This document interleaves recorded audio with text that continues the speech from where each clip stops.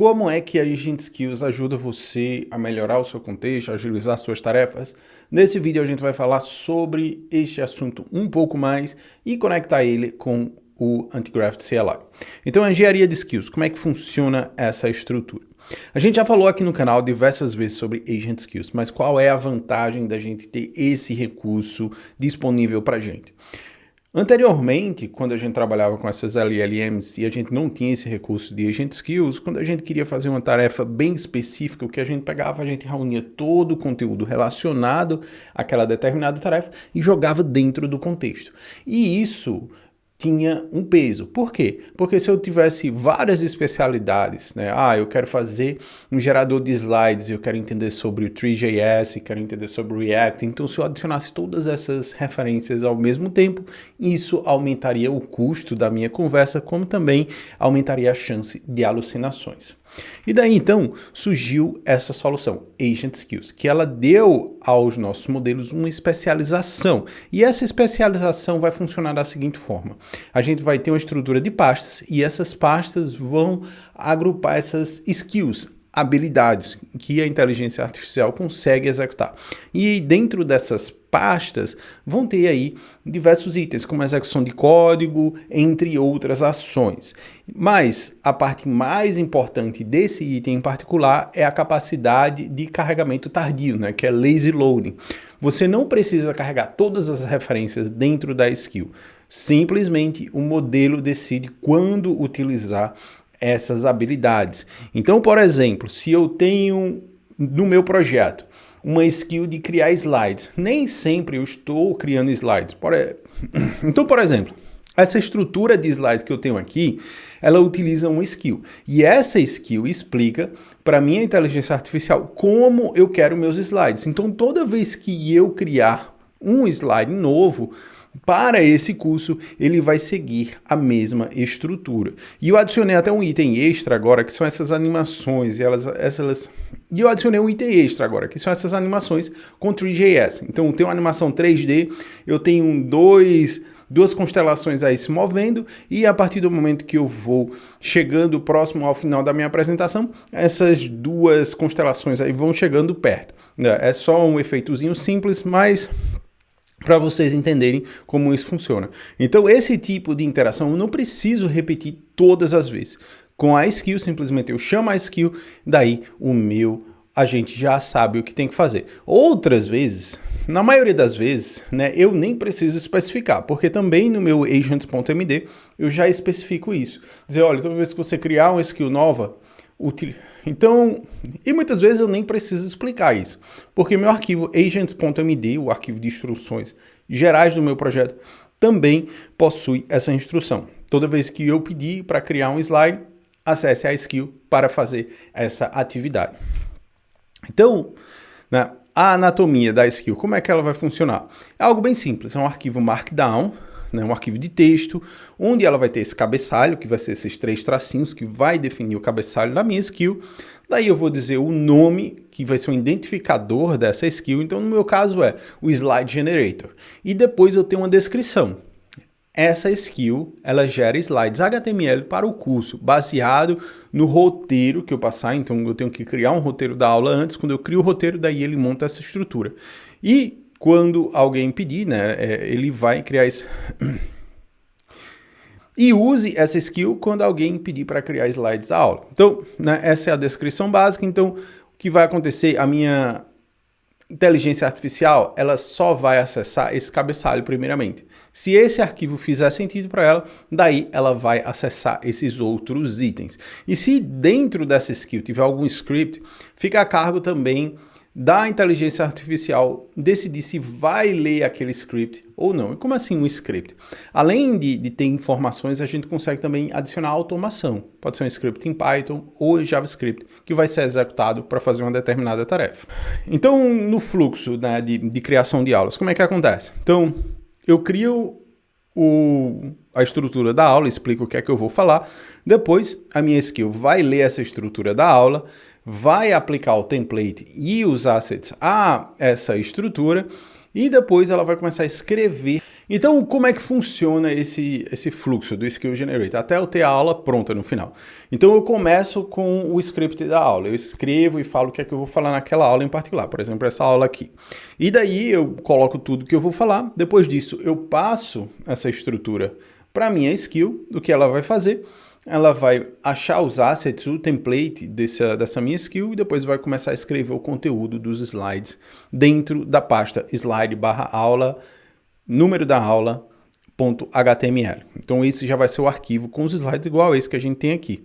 E ao final ele faz uma verificação para ver se as informações estão corretas. Um ponto que eu adiciono também ao final, né, da verificação é se tem algum exemplo naquele slide que realmente funciona. Então o ponto final que eu adiciono, uma verificação que eu gosto de fazer é qualquer exemplo de código que ele adicionar no slide, ele deve testar. Para eu não colocar algo aqui, né, que seja simplesmente a alucinação do meu modelo. Sim, ele precisa validar se aquele comando funciona ou não. Então, dentro dessa estrutura, onde é que a gente vai mover ela? Onde é que a gente vai organizar? E onde é que essas skills elas vão ser alocadas? Elas vão ser alocadas dentro da pasta .agents/skill Slide Generator. Então essa é a pastinha da minha skill Slide Generator. Lá eu vou ter um arquivo skill.md que vai ser o arquivo principal. Depois disso eu posso ter uma pasta de assets, por exemplo aqui eu tenho um template HTML, então toda vez que ele gerar um slide ele vai seguir esse mesmo template, então a gente tem uma consistência nos slides. Como também eu posso ter uma pasta de scripts, que também vão ser automações que eu vou realizar junto com essa skill. E basicamente, né, essa skill vai ser organizada na seguinte forma, né? Eu vou dizer a entrada, como é o formato de entrada dessas ações, os recursos que ele vai disponibilizar para o meu agente de inteligência artificial, as regras e o tipo de saída que eu espero com essa skill. Então isso é um loop de verificação que a gente consegue montar para ter essa skill mais, né, confiável. E daí, né, uma vez que a gente tem toda essa estrutura, o que vai acontecer?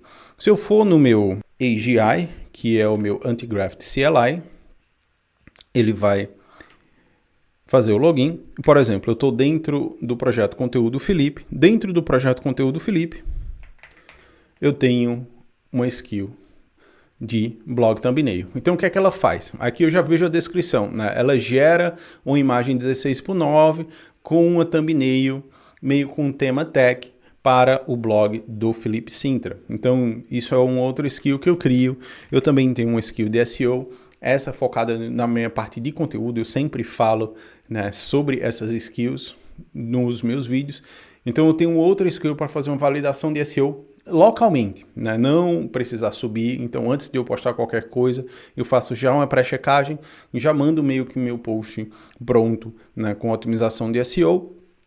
E daí a gente tem essas opções. Depois, né, por exemplo, aqui eu tenho outras skills, né, Superpower, isso é uma biblioteca que depois eu quero falar aqui no canal também, como também tem uma nova, né, que é a Impeccable, é outra skill bem interessante também.